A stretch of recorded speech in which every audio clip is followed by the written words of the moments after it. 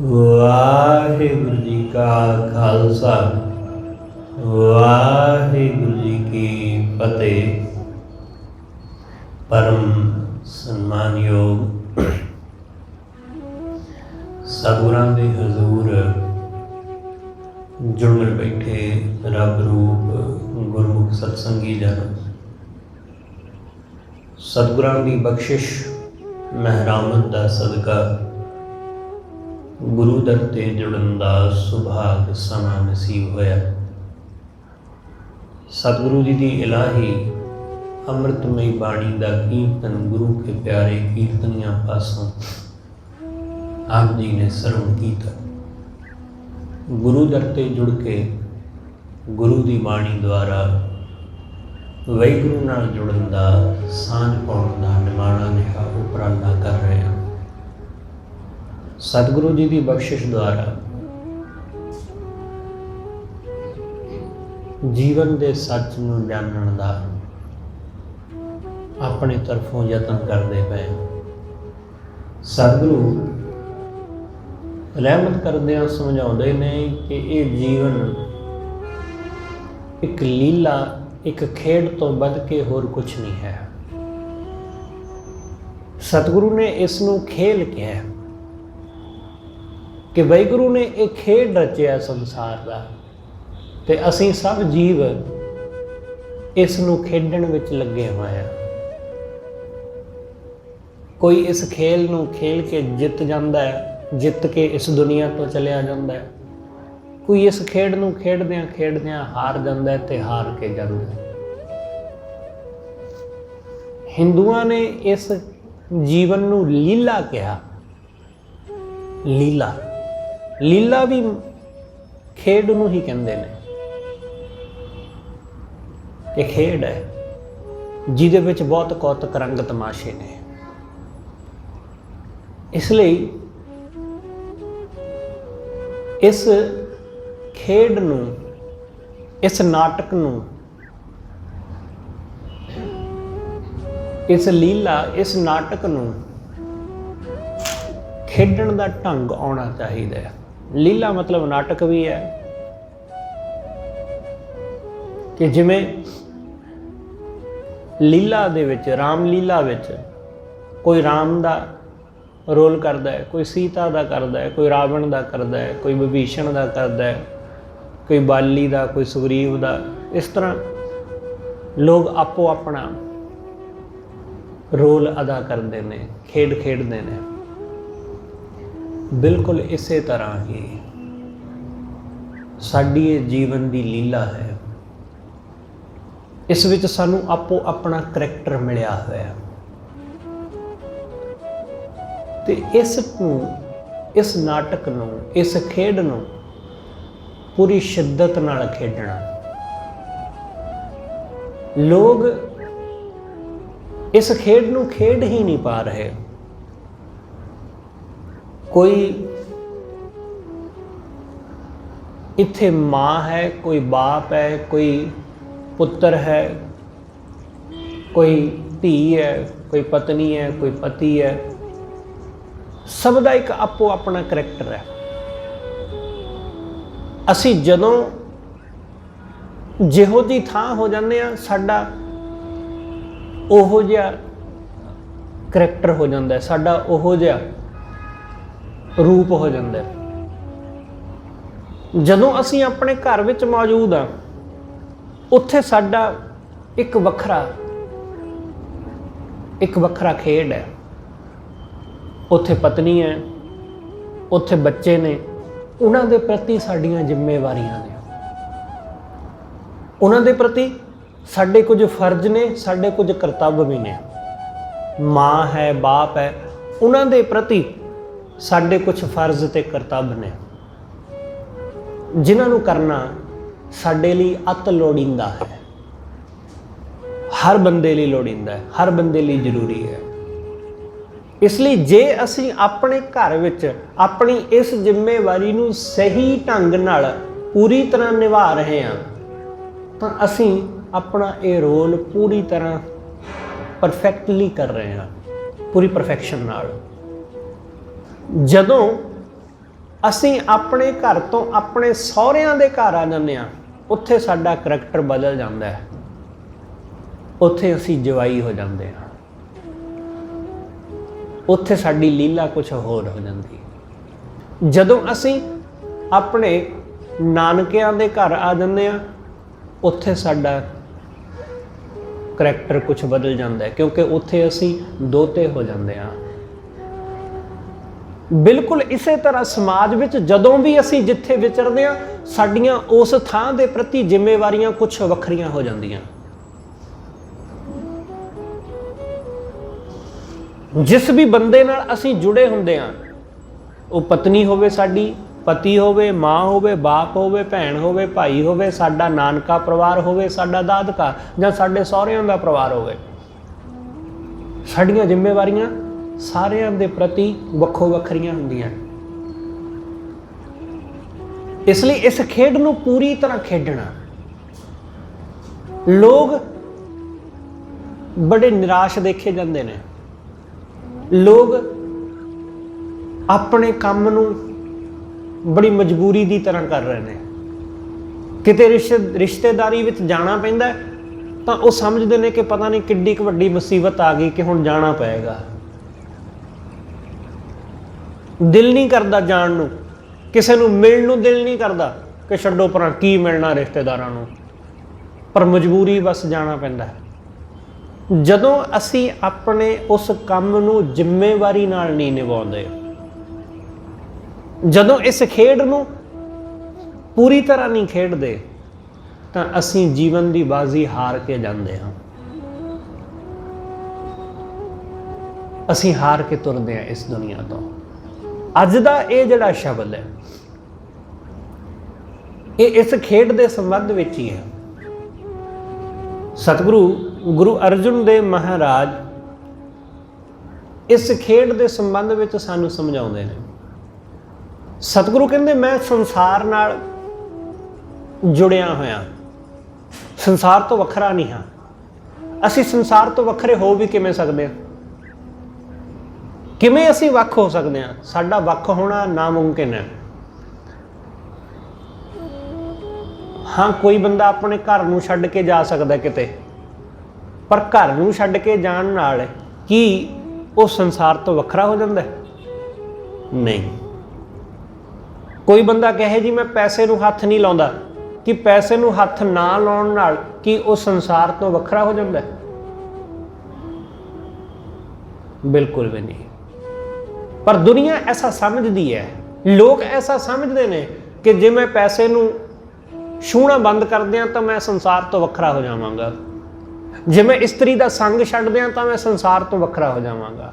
ਜੇ ਮੈਂ ਬੱਚਿਆਂ ਨੂੰ, ਪਰਿਵਾਰ ਨੂੰ ਛੱਡ ਦੇਵਾਂ ਤਾਂ ਮੈਂ ਸੰਸਾਰ ਤੋਂ ਵੱਖਰਾ ਹੋ ਜਾਵਾਂ। ਐਸਾ ਕਦੇ ਵੀ ਨਹੀਂ ਹੁੰਦਾ। ਲੋਕ ਛੱਡ ਜਾਂਦੇ ਨੇ ਪਰਿਵਾਰ ਨੂੰ, ਪਰ ਸੰਸਾਰ ਤੋਂ ਵੱਖਰੇ ਨਹੀਂ ਹੋ ਪਾਉਂਦੇ। ਕਿਸੇ ਹੋਰ ਜਗ੍ਹਾ ਜਾ ਕੇ ਉਸ ਖਾਲੀ ਥਾਂ ਨੂੰ ਭਰਨ ਵਾਸਤੇ ਕੁਝ ਹੋਰ ਪਰਿਵਾਰ ਬਣਾ ਲੈਂਦੇ ਨੇ।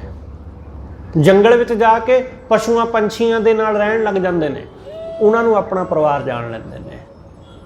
ਕਿਸੇ ਡੇਰੇ ਵਿੱਚ ਜਾ ਕੇ, ਕਿਸੇ ਸਾਧੂ ਦੇ ਡੇਰੇ ਪਹੁੰਚ ਕੇ ਸਾਧੂਆਂ ਦੇ ਨਾਲ ਰਹਿ ਕੇ ਉਹਨਾਂ ਨੂੰ ਆਪਣੇ ਸੰਗੀ ਸਾਥੀ ਜਾਣ ਲੈਂਦੇ ਨੇ। ਸੰਸਾਰ ਤੋਂ ਮੁਕਤ ਨਹੀਂ ਹੋ ਪਾਉਂਦੇ, ਸੰਸਾਰ ਨੂੰ ਤਿਆਗ ਨਹੀਂ ਪਾਉਂਦੇ। ਕੋਈ ਬੰਦਾ ਕਦੇ ਸੰਸਾਰ ਨੂੰ ਤਿਆਗ ਨਹੀਂ ਸਕਦਾ ਜਦੋਂ ਤੱਕ ਉਹ ਮਰ ਨਹੀਂ ਜਾਂਦਾ। ਮੌਤ ਹੀ ਸੰਸਾਰ ਤੋਂ ਮੁਕਤ ਕਰਦੀ ਹੈ, ਉਸ ਤੋਂ ਬਿਨਾਂ ਹੋਇਆ ਨਹੀਂ ਜਾਂਦਾ। ਸਤਿਗੁਰੂ ਕਹਿੰਦੇ ਸੰਸਾਰ ਦੀ ਖੇਡ ਨੂੰ ਖੇਡ। ਕਿਵੇਂ ਖੇਡਣਾ? ਸਤਿਗੁਰੂ ਕਹਿੰਦੇ ਮੈਂ ਤੁਹਾਨੂੰ ਦੱਸਦਾ, ਬਾਹਰ ਸੂਤ ਸਗਲ ਸਿਉ ਮੌਲਾ। ਸਤਿਗੁਰੂ ਕਹਿੰਦੇ ਸਾਰਿਆਂ ਦੇ ਨਾਲ ਮਿਲ ਕੇ, ਸਭ ਦੇ ਨਾਲ ਰਹਿ ਕੇ, ਸੂਤ ਦੀ ਤਰ੍ਹਾਂ, ਜਿਵੇਂ ਸੂਤ ਦਾ ਧਾਗਾ ਉਹ ਆਪਸ ਵਿੱਚ ਕਿਵੇਂ ਪਰੋਇਆ ਹੋਇਆ, ਆਪਸ ਵਿੱਚ ਕਿਵੇਂ ਮਿਲਿਆ ਹੋਇਆ,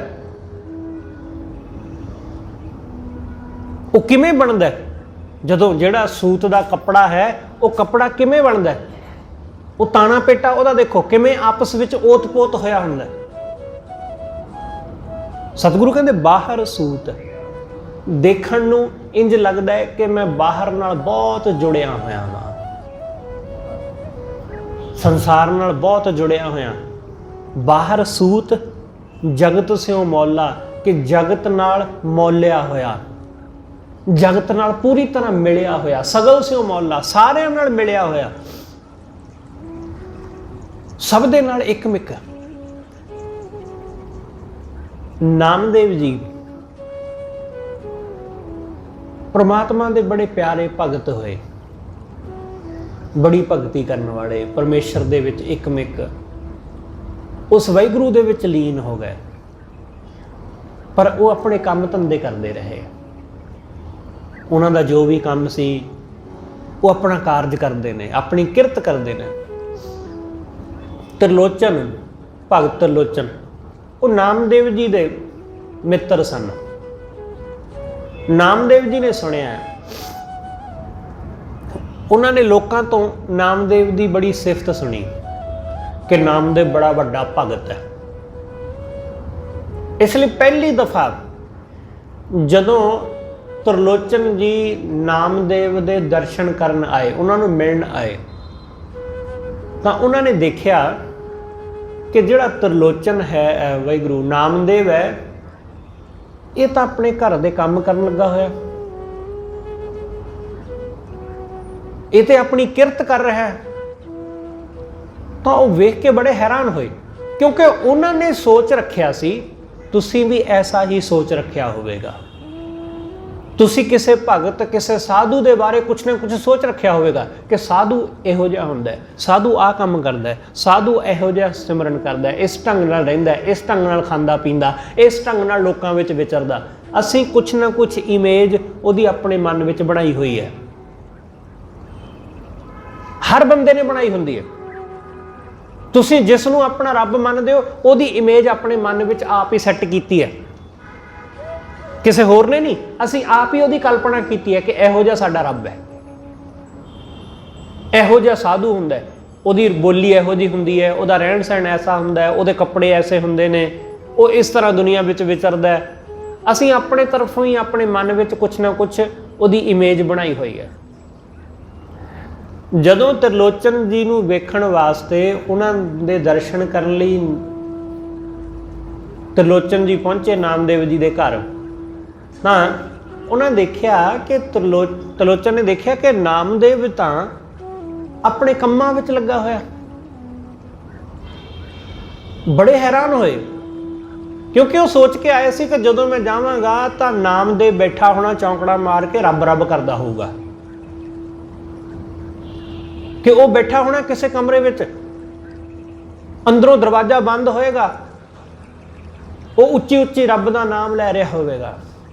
ये सोच के आए सन।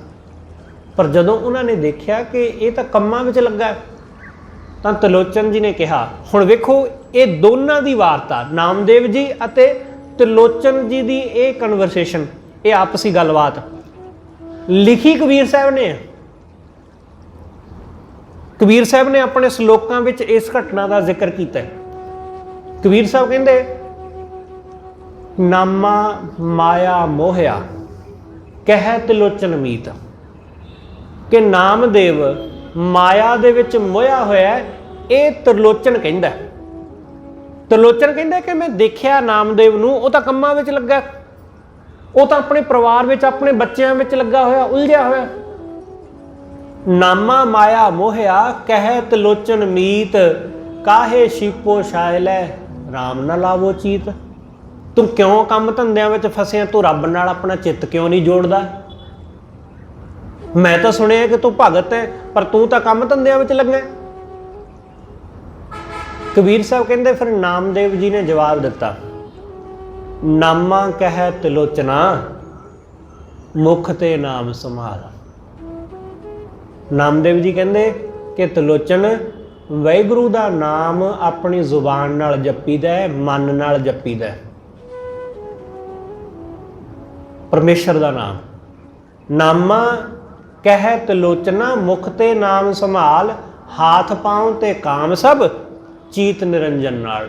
हत्थां पैरां नाल अपने काम कर, जो तू किरत करदा है, तू दुकानदारी करदा है तो कर दुकान, तू अपनी खेती करदा है तो खेती कर, ਤੂੰ ਆਪਣਾ ਬਿਜ਼ਨਸ, ਆਪਣਾ ਵਪਾਰ ਕਰਦਾ ਕਰ, ਨੌਕਰੀ ਕਰਦਾ ਕਰ, ਪਰ ਤੇਰਾ ਚਿੱਤ, ਤੇਰਾ ਮਨ ਉਸ ਵਾਹਿਗੁਰੂ ਵਿੱਚ ਲੱਗੇ। ਤੂੰ ਮਨ ਕਰਕੇ, ਜ਼ੁਬਾਨ ਕਰਕੇ ਉਸ ਵਾਹਿਗੁਰੂ ਨੂੰ ਸਿਮਰਦਾ ਰਹੇ ਤੇ ਹੱਥਾਂ ਨਾਲ ਆਪਣੇ ਕੰਮ ਕਰੀ ਜਾ। ਹਾਥ ਪਾਉਂ ਤੇ ਕਾਮ ਸਭ ਚੀਤ ਨਿਰੰਜਨ ਨਾਲ, ਉਸ ਨਿਰੰਜਨ ਨਾਲ ਵਾਹਿਗੁਰੂ ਨਾਲ ਆਪਣਾ ਚਿੱਤ ਜੋੜ। ਸਤਿਗੁਰੂ ਗੁਰੂ ਅਰਜਨ ਦੇਵ ਮਹਾਰਾਜ ਇਹੀ ਸਮਝਾਉਂਦੇ। ਸਤਿਗੁਰੂ ਕਹਿੰਦੇ ਬਾਹਰ ਸੂਤ ਜਗਤ ਸਗਲ ਸਿਉ ਮੌਲਾ, ਕਿ ਸਾਰਿਆਂ ਨਾਲ ਮਿਲਿਆ ਹੋਇਆ। ਇਸ ਲਈ ਦੇਖਣ ਵਾਲੇ ਨੂੰ ਜੱਜਮੈਂਟ ਨਹੀਂ ਹੁੰਦੀ। ਤੇ ਲੋਚਨ ਜੀ ਨੂੰ ਇਹ ਜੱਜਮੈਂਟ ਨਹੀਂ ਹੋਈ, ਉਹਨਾਂ ਨੂੰ ਲੱਗਿਆ ਕਿ ਨਾਮਦੇਵ ਤਾਂ ਕੰਮਾਂ ਵਿੱਚ ਲੱਗਾ, ਇਹ ਤਾਂ ਕੰਮ ਧੰਦਿਆਂ ਵਿੱਚ ਲੱਗਾ। ਗੁਰੂ ਨਾਨਕ ਸਾਹਿਬ ਮਹਾਰਾਜ ਮੋਦੀ ਦੀ ਕਾਰ ਕਰਦੇ ਨੇ, ਤੇ ਜਦੋਂ ਗੁਰੂ ਨਾਨਕ ਸਾਹਿਬ ਮੋਦੀ ਖਾਨਾ ਚਲਾਉਂਦੇ ਨੇ ਤਾਂ ਉਹਨਾਂ ਨੂੰ ਦੇਖ ਕੇ ਇੰਜ ਲੱਗਦਾ ਹੈ ਕਿ ਇਹ ਕਿਵੇਂ ਉਲਝੇ ਹੋਏ ਨੇ ਕੰਮ ਦੇ ਵਿੱਚ। ਕਿੰਨੀ ਲਿਖਤ ਪੜ੍ਹਤ ਹੈ, ਜੋ ਸਮਾਨ ਆਉਂਦਾ ਹੈ ਜਾਂਦਾ ਹੈ ਉਹਦਾ ਸਾਰਾ ਵੇਰਵਾ, ਕਿੰਨਾ ਵਿਕਿਆ ਕਿੰਨਾ ਬਾਕੀ ਹੈ ਉਹਦਾ ਵੇਰਵਾ, ਲੋਕ ਆਉਂਦੇ ਨੇ ਲਿਜਾਂਦੇ ਨੇ, ਉਸ ਸਭ ਦਾ ਹਿਸਾਬ ਕਿਤਾਬ। ਬਹੁਤ ਸਾਰੇ ਲੋਕ ਤਾਂ ਬਿਨਾਂ ਪੈਸਾ ਦਿੱਤਿਆਂ ਹੀ ਚੀਜ਼ਾਂ ਲੈ ਜਾਂਦੇ ਨੇ ਗੁਰੂ ਨਾਨਕ ਦੇ ਦਰ ਤੋਂ, ਉਹਦਾ ਵੀ ਹਿਸਾਬ ਕਿਤਾਬ, ਉਹਦਾ ਵੀ ਸਾਰਾ ਦੇਖਣਾ ਪੈਂਦਾ। ਦੇਖਣ ਨੂੰ ਇੰਜ ਲੱਗਦਾ ਕਿ ਗੁਰੂ ਨਾਨਕ ਬਹੁਤ ਉਲਝੇ ਹੋਏ ਨੇ ਕੰਮ ਦੇ ਵਿੱਚ, ਮਾਇਆ ਵਿੱਚ ਉਲਝੇ ਹੋਏ ਨੇ, ਪਰ ਉਹਨਾਂ ਦੀ ਜ਼ੁਬਾਨ ਤੋਂ ਹਮੇਸ਼ਾ ਵਾਹਿਗੁਰੂ ਦਾ ਹੀ ਨਾਮ ਉਚਾਰਨ ਹੁੰਦਾ ਹੈ।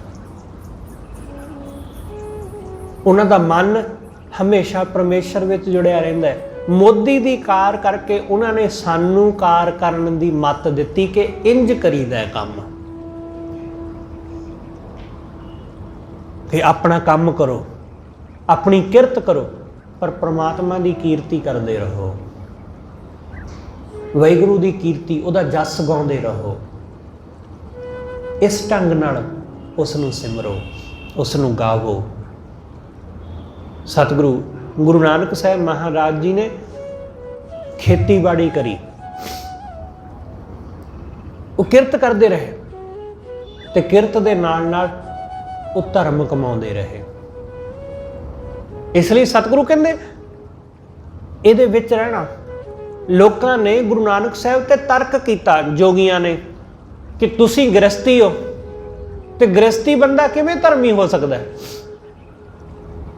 ਤੁਹਾਡੇ ਬੱਚੇ ਨੇ, ਤੁਹਾਡੀ ਪਤਨੀ ਹੈ, ਤੁਹਾਡਾ ਪਰਿਵਾਰ ਹੈ, ਤੁਹਾਡੀ ਆਪਣੀ ਕਿਰਤ ਹੈ, ਤੁਸੀਂ ਕਿਵੇਂ ਧਾਰਮਿਕ ਹੋ ਸਕਦੇ ਹੋ? ਕਿਉਂਕਿ ਧਾਰਮਿਕ ਬੰਦੇ ਨੂੰ ਤਾਂ ਸਾਰਾ ਕੁਝ ਛੱਡਣਾ ਪੈਂਦਾ ਹੈ। ਗੁਰੂ ਨਾਨਕ ਸਾਹਿਬ ਕਹਿੰਦੇ ਬਸ ਇਹੀ ਤੇ ਧਾਰਮਿਕਤਾ ਦੀ ਪਰਖ ਹੈ ਕਿ ਸਭ ਕਾਸੇ ਦੇ ਵਿੱਚ ਰਹਿ ਕੇ ਸਭ ਕਾਸੇ ਨੂੰ ਛੱਡਣਾ। ਦੂਰ ਰਹਿ ਕੇ ਕੀ ਛੱਡੋਗੇ?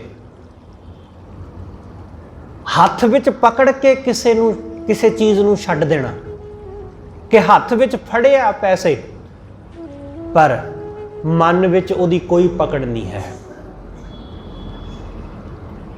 ਆਪਣੀ ਜ਼ਮੀਨ ਦੇ ਉੱਤੇ ਬੈਠੇ ਹੋ, ਉਹਦੇ ਮਾਲਕ ਹੋ, ਪਰ ਉਹਦਾ ਹੰਕਾਰ ਕੋਈ ਨਹੀਂ। ਵੱਡੇ ਰੁਤਬੇ ਤੇ ਬੈਠੇ ਹੋ, ਮੋਦੀ ਦੀ ਨੌਕਰੀ ਕੋਈ ਮਾੜੀ ਮੋਟੀ ਨਹੀਂ ਸੀ ਕਿ ਹਾਂ ਮਾੜਾ ਮੋਟਾ ਦੁਕਾਨਦਾਰ। ਮੋਦੀ ਖਾਨਾ ਉਸ ਵੇਲੇ ਦਾ ਅੱਜ ਦੀ ਭਾਸ਼ਾ ਵਿੱਚ ਸੁਪਰ ਸਟੋਰ ਕਹਿ ਲਓ, ਕਿਉਂਕਿ ਮਾੜੀ ਮੋਟੀ ਕੋਈ ਦੁਕਾਨ ਨਹੀਂ ਸੀ। ਉਹ ਗੱਲ ਵੱਖਰੀ ਹੈ ਕਿ ਅਸੀਂ ਉਸ ਨੂੰ ਇੱਕ ਛੋਟੀ ਜਿਹੀ ਦੁਕਾਨ ਬਣਾ ਕੇ ਪੇਸ਼ ਕੀਤਾ, ਪਰ ਉਹ ਇੱਕ ਛੋਟੀ ਜਿਹੀ ਦੁਕਾਨ ਨਹੀਂ ਸੀ, ਉਹ ਬਹੁਤ ਵੱਡਾ ਕਾਰ ਵਿਹਾਰ ਸੀ। ਇਸ ਲਈ ਚਾਹੇ ਰੁਤਬਾ ਛੋਟਾ ਹੋਵੇ ਚਾਹੇ ਵੱਡਾ, ਸਾਡੇ ਮਨ ਵਿੱਚ ਉਹਦਾ ਹੰਕਾਰ ਨਾ ਹੋਵੇ, ਉਹਦੇ ਤੇ ਬਹਿ ਕੇ ਵੀ ਇੰਜ ਹੋਵੇ ਕਿ ਜਿਵੇਂ ਕੁਝ ਵੀ ਨਹੀਂ ਹੈ। ਗੁਰੂ ਨਾਨਕ ਸਾਹਿਬ ਨੇ ਦੱਸਿਆ ਕਿ ਇਵੇਂ ਕਾਰਜ ਕਰਨਾ ਹੈ। ਪਰਿਵਾਰ ਵਿੱਚ ਰਹਿ ਕੇ ਪਰਿਵਾਰ ਤੋਂ ਮੁਕਤ ਹੋਣਾ, ਮੋਹ ਤੋਂ ਮੁਕਤ ਹੋਣਾ, ਵਾਸਨਾ ਤੋਂ ਮੁਕਤ ਹੋਣਾ।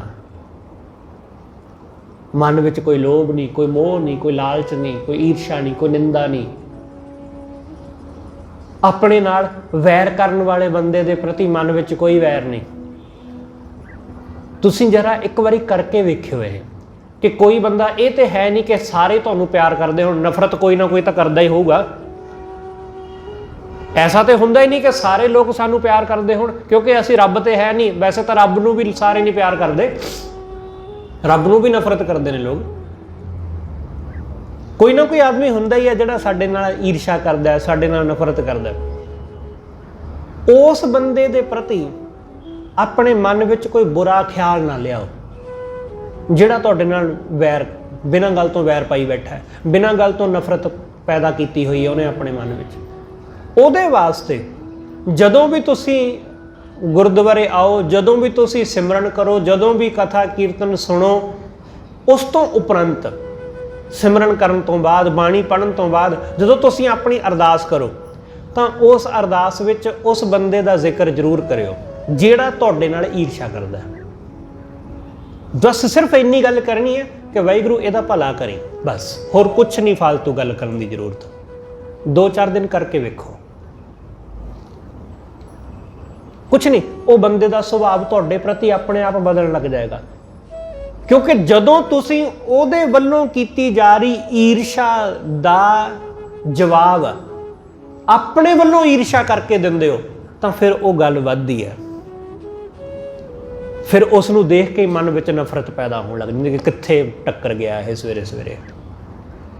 जदों तुहाडे मन विच उहदे प्रति कोई बुरा ख्याल है ही नहीं, कोई मैल है ही नहीं, कुछ भी बुरा नहीं है, तुसीं उसनूं देखो, उहदे बारे कहो कि वाहिगुरू इहदा भला करे, बस फिर देखो जीवन विच की आनंद वापरदा है। इस ढंग नाल लोभ तो, मोह तो, ईर्षा तो, निंदा तो, वैर तो, विरोध तो इस ढंग नाल मुक्त होना। सतगुरु कहंदे सब दे विच रहना, सब दे विच, ते सब दे विच रह के सब कासे तो मुक्त होना, यही है धार्मिकता। इसे नूं धर्म कहंदे ने। सतगुरु कहंदे बाहर सूत सगल स्यों मौला, अलिप्त रहो जैसे जल मैं कौला। मैं इस तरह संसार विच रहिंदा जिवें कमल दा फुੱਲ पानी दे विच रहिंदा है। अलिप्त कि पानी दे विच रह के भी पानी तो मुक्त। पानी कदे कमल दे फुੱਲ नूं छूह नहीं पांदा। ये पता नहीं कुदरत ने उसनूं इस ढंग दा किवें सिरजिया कि जे किते पानी दा लैवल वध भी जावे ना तो कमल दा फुੱਲ अपने आप नूं उच्चा कर लैंदा है। चिक्कड़ दे विच रह के गंदे पानी विच हुंदा है, कदे साफ पानी विच कमल दा फुੱਲ नहीं हुंदा, हमेशा गंदे पानी विच हुंदा है।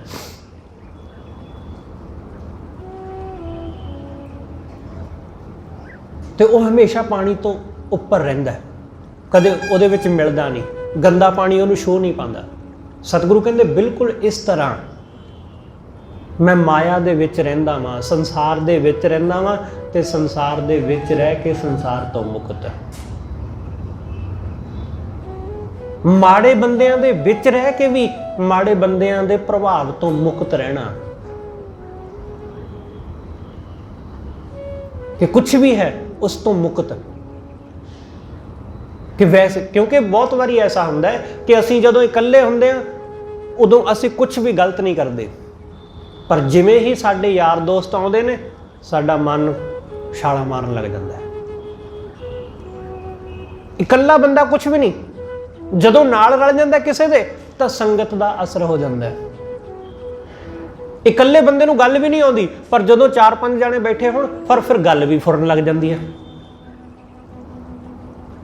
फिर इधर उधरों एक दूसरे उत्ते पंच मारे जाते हैं, चुटकले सुनाए जाते हैं, बड़ियां गल्लां कीतियां जांदियां, एक बंदे का मजाक उड़ाया जाता, सारे जाने उहदे दुआले लग जाते हैं, बड़ियां गल्लां फुरदियां। क्यों? संगत का असर इस नूं कहंदे ने। संगत का बहुत गहरा असर हुंदा है। अलिप्त रहण का मतलब कि चाहे चंगे बंदियां दी संगत है चाहे मंदियां दी, मन निरलेप, मन उन्हां विच उलझदा ही नहीं, मन पैंदा ही नहीं इस चक्कर विच, मुक्त हो गया। अलिप्त रहो जैसे जल मैं कौला, जिमें कमल का फुੱਲ पानी दे विच रह के भी पानी तो निरलेप है। ਸਤਿਗੁਰੂ ਕਹਿੰਦੇ ਇਸ ਢੰਗ ਨਾਲ ਜੀਵਨ ਜਿਉਣਾ, ਇਸ ਤਰ੍ਹਾਂ ਸਾਚ ਨਾਮ ਮੇਰਾ ਮਨ ਲਾਗਾ। ਸਤਿਗੁਰੂ ਕਹਿੰਦੇ ਸੱਚੇ ਨਾਮ ਵਿੱਚ ਹੁਣ ਮੇਰਾ ਮਨ ਲੱਗ ਗਿਆ, ਵਾਹਿਗੁਰੂ ਵਿੱਚ ਹੁਣ ਮੇਰਾ ਮਨ ਜੁੜ ਗਿਆ। ਜਦੋਂ ਵਾਹਿਗੁਰੂ ਵਿੱਚ ਮੇਰਾ ਮਨ ਲੱਗਾ, ਲੋਗਨ ਸਿਓ ਮੇਰਾ ਠਾਠਾ ਬਾਗਾ। ਹੁਣ ਲੋਕਾਂ ਨਾਲ ਮੇਰਾ ਠਾਠਾ ਬਾਗਾ, ਠਾਠਾ ਬਾਗਾ ਮਤਲਬ ਕਿ ਹੁਣ ਬਹੁਤੀ ਜ਼ਿਆਦੀ ਸਾਂਝ ਨਹੀਂ, ਬਸ ਜਿੰਨੀ ਕੁ ਜ਼ਰੂਰਤ ਹੈ ਉਸ ਤੋਂ ਵੱਧ ਕੇ ਨਹੀਂ। ਓਨੀ ਗੱਲ ਕਰਦਾ ਮੈਂ ਕਿਸੇ ਨਾਲ ਜਿੰਨੀ ਗੱਲ ਕਰਨ ਦੀ ਜ਼ਰੂਰਤ ਹੈ। ਤੁਸੀਂ ਵੇਖਣਾ ਕਿ ਗੱਲ ਛੋਟੀ ਜਿਹੀ ਹੁੰਦੀ ਹੈ, ਲੋਕ ਬਹੁਤ ਲੰਬੀਆਂ ਗੱਲਾਂ ਕਰਨ ਲੱਗ ਜਾਂਦੇ ਨੇ, ਘੰਟਿਆਂ ਬੱਧੀ। ਮੈਂ ਇੱਕ ਦਿਨ ਦੇਖਿਆ ਇੱਥੇ ਕਿ ਕੋਈ ਬੰਦਾ ਆਇਆ, ਮੱਥਾ ਟੇਕਣ ਆਇਆ ਸੀ, ਦਰਵਾਜ਼ੇ ਤੇ ਹੀ ਇੱਕ ਬੰਦਾ ਬਾਹਰ ਨਿਕਲ ਰਿਹਾ ਸੀ ਤੇ ਉਹਨੇ ਸ਼ੁਰੂ 'ਚ ਕਹਿੰਦਾ ਕਿ ਮੈਂ ਮੱਥਾ ਟੇਕ ਕੇ ਛੇਤੀ ਜਾਣਾ ਹੈ। ਮੈਂ ਬੈਠਾ ਦੇਖਦਾ ਸੁਣਦਾ ਕਿ ਕੀ ਗੱਲਾਂ ਹੋ ਰਹੀਆਂ। ਉਹਨੇ ਕਿਹਾ ਕਿ ਮੈਂ ਮੱਥਾ ਟੇਕ ਕੇ ਛੇਤੀ ਜਾਣਾ ਹੈ। ਇਹਨੇ ਨੂੰ ਅੰਦਰੋਂ ਬੰਦਾ ਇੱਕ ਆਉਂਦਾ, ਉਹਦਾ ਕੋਈ ਮਿੱਤਰ ਹੋਵੇ, ਕੋਈ ਗੁਆਂਢੀ ਹੋਵੇਗਾ, ਕੋਈ ਨੇੜੇ ਤੇੜੇ ਦਾ, ਇੱਥੇ ਦਾ, ਤੁਹਾਡੇ ਦਾ, ਉਹਨੂੰ ਮਿਲ ਕੇ ਦੋਨੇ ਗੱਲਾਂ ਕਰਨ ਲੱਗ ਪਿਆ। ਗੱਲਾਂ ਕਰਦਿਆਂ ਕਰਦਿਆਂ ਅੱਧਾ ਘੰਟਾ ਪੌਣਾ ਘੰਟਾ ਬੀਤ ਗਿਆ। ਗੱਲਾਂ ਕਰਦਿਆਂ ਕਰਦਿਆਂ ਪਤਾ ਨਹੀਂ ਕਿਹੜੀਆਂ ਗੱਲਾਂ, ਕਿੰਨੀਆਂ ਕੁ ਜ਼ਰੂਰੀ ਗੱਲਾਂ ਸੀ।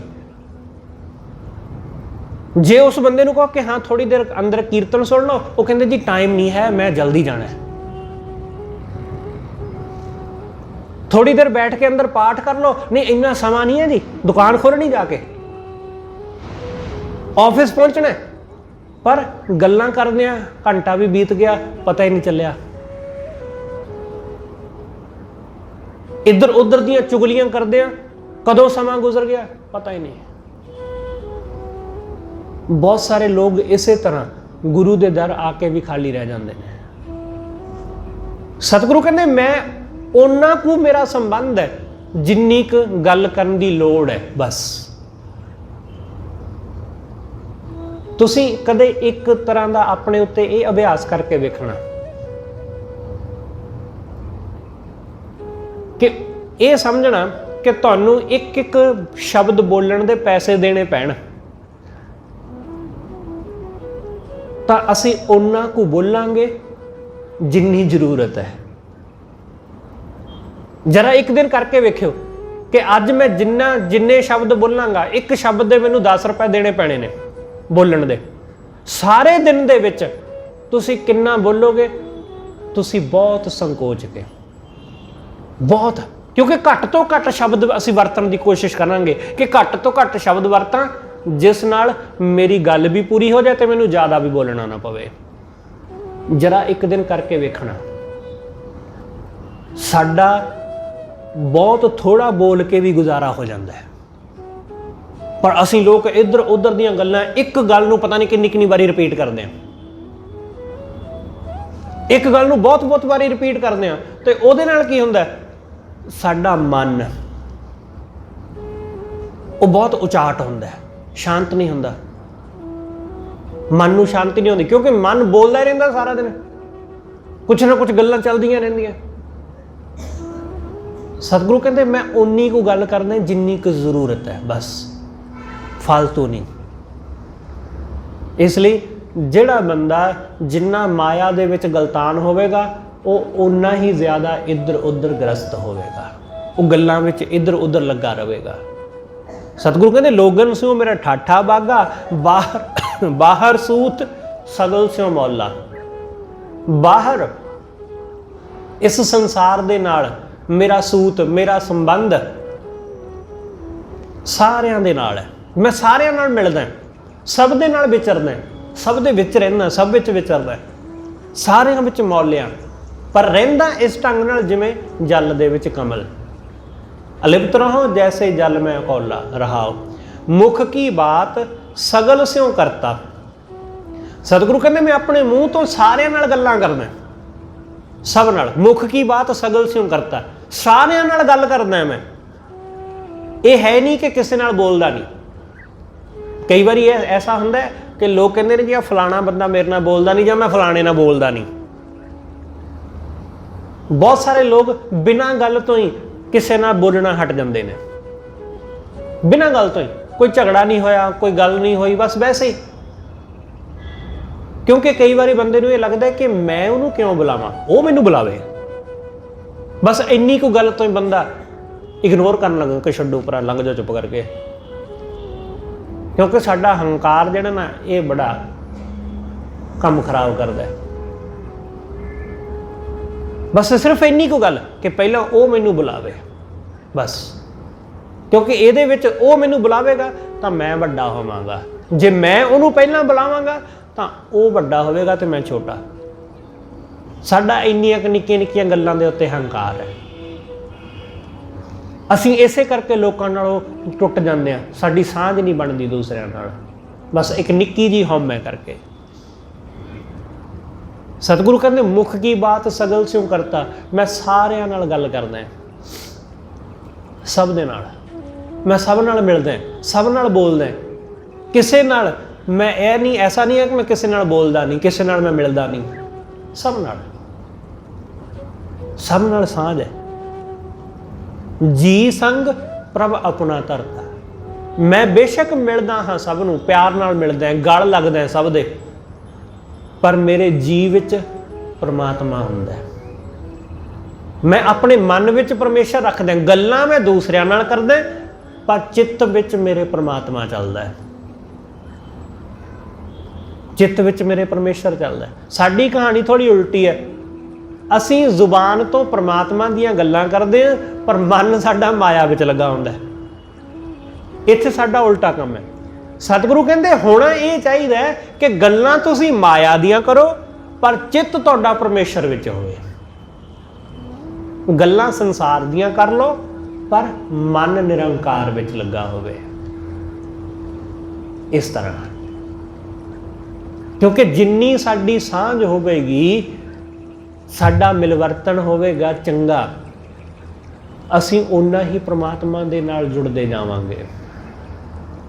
ਕਿਉਂਕਿ ਪ੍ਰੇਮ ਹੀ ਹੈ ਜਿਹੜਾ ਸਾਨੂੰ ਦੂਸਰਿਆਂ ਨਾਲ ਜੋੜਦਾ ਹੈ, ਤੇ ਪ੍ਰੇਮ ਹੀ ਹੈ ਜਿਹੜਾ ਸਾਨੂੰ ਪ੍ਰਮਾਤਮਾ ਨਾਲ ਜੋੜਦਾ ਹੈ। ਇਸ ਕਰਕੇ ਸਤਿਗੁਰੂ ਕਹਿੰਦੇ ਨੇ ਦੀਸ ਆਵਤ ਹੈ ਬਹੁਤ ਪਿਹਾਲਾ। ਲੋਕਾਂ ਨੂੰ ਮੈਂ ਥੋੜਾ ਭਿਆਨਕ ਜਿਹਾ ਦਿਸਦਾ ਵਾਂ। ਦੀਸ ਆਵਤ ਹੈ ਬਹੁਤ ਪਿਹਾਲਾ। ਪਿਹਾਲਾ ਮਤਲਬ ਡਰਾਉਣਾ। ਲੋਕਾਂ ਨੂੰ ਲੱਗਦਾ ਹੈ ਕਿ ਇਹ ਬੰਦਾ ਨਾ ਬਹੁਤੀ ਗੱਲ ਨਹੀਂ ਕਰਦਾ, ਇਹ ਬੰਦਾ ਠੀਕ ਨਹੀਂ। ਖਿਆਲ ਰੱਖਣਾ, ਲੋਕ ਇਹ ਸਮਝਦੇ ਨੇ ਕਿ ਜਿਹੜਾ ਬੰਦਾ ਚੁੱਪਚਾਪ ਰਹਿੰਦਾ ਹੋਵੇ ਨਾ, ਉਹ ਜ਼ਿਆਦਾ ਖਤਰਨਾਕ ਹੁੰਦਾ ਹੈ। ਕਈ ਵਾਰੀ ਲੋਕਾਂ ਦੀ ਇਹ ਸੋਚ ਹੈ ਕਿ ਜਿਹੜਾ ਬੰਦਾ ਬੜਬੋਲਾ ਹੈ, ਜੋ ਦਿਲ ਆਇਆ ਮੂੰਹ ਤੇ ਕਹਿ ਦਿੰਦਾ, ਉਹ ਬੰਦਾ ਬਹੁਤ ਚੰਗਾ ਹੈ। ਇਹ ਵੀ ਕੋਈ ਬਹੁਤੀ ਚੰਗੀ ਗੱਲ ਨਹੀਂ ਹੈ। ਭਗਤ ਹਮੇਸ਼ਾ ਘੱਟ ਬੋਲਦਾ ਹੈ, ਬਹੁਤ ਘੱਟ ਹੈ। ਉਹ ਉਹਨਾਂ ਕੁ ਬੋਲਦਾ ਜਿੰਨੀ ਕੁ ਜ਼ਰੂਰਤ ਹੈ। ਇਸ ਲਈ ਦੇਖਣ ਨੂੰ ਇੰਜ ਲੱਗ ਸਕਦਾ ਹੈ ਕਿ ਇਹ ਬੰਦਾ ਖੁਸ਼ਕ ਹੈ,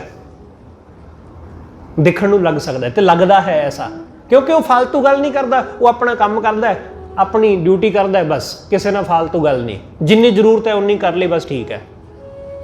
ਇਸ ਕਰਕੇ ਉਹ ਬੰਦਾ ਲੱਗਦਾ ਹੈ ਕਿ ਇਹ ਜੀ ਬਹੁਤ ਕੋਰਾ ਹੈ ਬੰਦਾ ਜੀ।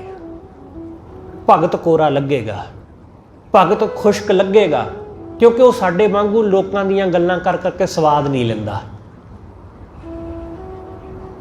ਅਸੀਂ ਲੋਕਾਂ ਦੀਆਂ ਗੱਲਾਂ ਕਰਦੇ ਹਾਂ, ਚੁਗਲੀਆਂ ਕਰਦੇ ਹਾਂ। ਖਿਆਲ ਰੱਖਣਾ ਕਿ ਜਦੋਂ 2 ਬੰਦੇ 3 ਬੰਦੇ ਖੜੋਤੇ ਹੋਣ, ਉਹ ਕੀ ਗੱਲ ਕਰ ਰਹੇ ਨੇ?